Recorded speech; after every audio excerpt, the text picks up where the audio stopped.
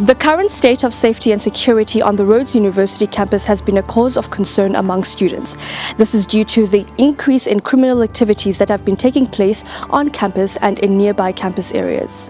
We spoke to the head of campus protection, Mr. Towers Naidu, who explained the security structure on campus. Well, if you look at security in terms of crime-wise, there has been an increase, but it depends on the type of crime that has increased. In order for me to act as to what students in terms of state itself, right?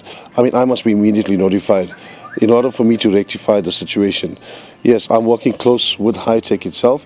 They are in a process currently of retraining their staff in terms of providing meaning as to what they are here for at the various points, or you can call them beats itself. Like CPU, major function, we are posted throughout the campus, and with the limited number of staff that we do have, they have to cover a wide area. Campus protection units are campus-based protection units, so they're staff members employed by Rhodes University to ensure safety on campus, and then we outsource to High Tech for added securities. But there's a lot more High Tech guards than CPU guards on campus at any one given time. CPU employs 25 staff members. However, there's only between 4 or 5 staff members, CPU staff members on campus at a given time. In response to the complaints students have been making about safety on campus, Desmond Dudu, Hall Warden, highlighted that crime on campus reflects the state of our country. Safety on this campus is not satisfactory, but at the same time, safety in this country is not satisfactory. Crime in Grahamstown in general has increased, and we start seeing this on campus. So campus is not too separate from what's happening in town. There's a lot of complaints that I've heard from different students about CPU, and every time I looked into it, nothing held fast. So there's a lot of perception how bad CPU is, but every single incident that I've investigated after somebody has reported, they actually have done their job perfectly all right. I think in campus we lack security. I don't see security guards during the day at all when I'm walking around campus. I think the CPU must just be more involved. I mean, they're not doing enough. Like, there's not enough effort that's put into CPU in order to address this issue. It's more of a problem of visibility than anything else. If people can't see that there's security, they are of course going to take more chances. Following the many occurring incidences that have been threatening safety and security on campus, students have thus resorted to forming their own security watchdog community on social media platforms such as Facebook. The site, called Rhodes Watch, was started a couple of weeks ago as an urgent response and solution to informing students about the various targeted spots on campus, and also to collect evidence for the police to prove that crime is a serious problem in Grahamstown. So I started the Rhodes Watch page because I'd noticed that on the Rhodes SRC page a lot of students were posting about crime-related incidents just off campus, people getting harassed, getting mugged themselves, or just attempted mugging, stuff like that, basically just getting harassed on the way to the shops. When I noticed that this was happening more and more often, I thought, this is warranting its own space to be spoken about. According to the SRC Residence Councillor, the safety of students on campus is one of the university's main priorities. It's in everyone's best interest that students are safe on campus. And so generally people are very, very ready to accept that there's a flaw in the security system and to fix it. There has been an incident where someone gets mugged on campus walking up. It then becomes quite nerve-wracking for everyone walking up, me included. It's not enough just to have a couple of guards, standing there looking pretty. As I say, that does do something, but it doesn't do enough. I, for one, have felt less and less safe. I'm in third year now, and in my first year, I wouldn't have thought of such issues, but now it's really a daily concern walking off campus. We must be very clear on this one. That's impossible to get 100% security. Everybody has to play their part. We need to look into, do we have the right security measures, the right number of guards, the right number of panic buttons? Is there anything else that we need to do?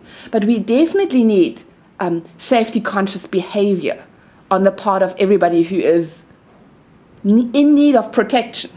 On paper, we have quite a safe campus because we have High Tech and CPU.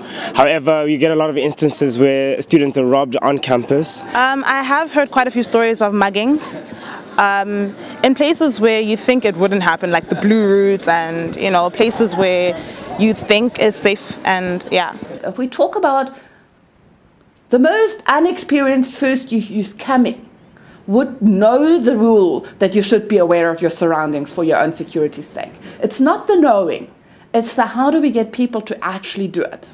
Regardless of all security measures put in place, crime and violence cannot be avoided on campus. A couple of months ago, a student was physically assaulted on campus, and according to witnesses, the CPU's response to the incident was highly disturbing, given the sensitive nature of the crime. We spoke to a witness to tell us more. I'm a sub-warden, and we had an incident in Res where one of the girls was raped, and as much as CPU responded very quickly, I feel that Mr. Towers Naidu did not handle the situation very well, because as much as we were advised by the counseling center to allow her to sleep it off, he demanded that we get the statement, wake her up, get the statements and evidence, which I don't think was handled very well because he didn't consider her well-being at that time as a CPU person. We have the whole spectrum of empathy and personality that we have in the general population in CPU. I don't think that these type of incidences necessarily relate to CPU. But they point out one thing, that there are people who are coming onto campus or who are on campus. I'm not even sure whether we can exclude all our students or for not some of them having criminal energy. Who know what they're doing. It's not that we have completely unexperienced people who use violence. Part of the security issue on campus is also related to budget constraints. According to Naidu, there is not enough funding allocated to security personnel, and as a result, a proposal has been submitted to the university's management to request for more funding. It's not that there's a set CPU budget and when that runs out, there's nothing more that can be done. It's a case of when it's found that we need some extra resources, it's found which budget it needs to come out of. We are posted throughout the campus, and with the limited number of staff that we do have, they have to cover a wide area. That is why we rely on high-tech, and high-tech is more like on a perimeter patrols. Students need to be reporting any suspicious behaviour. Safety and security is obviously all our responsibility. We all live within Grahamstown. It's our communities. So with regards to campus protection and safety and security here, as well as that of our students in town, it's all of our responsibility. We need to work with the SAPS, with high-tech, and if you see anything that's suspicious, you need to report it because it's all of our problem. If a person wants to complain of an incident or so, it must be immediately brought so I can actually immediately attend and rectify the situation. Students do need to work together to help each other and help everybody stay safe.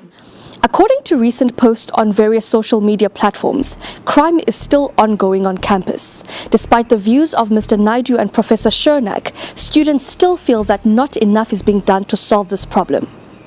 Sisipho Skweyiya reporting.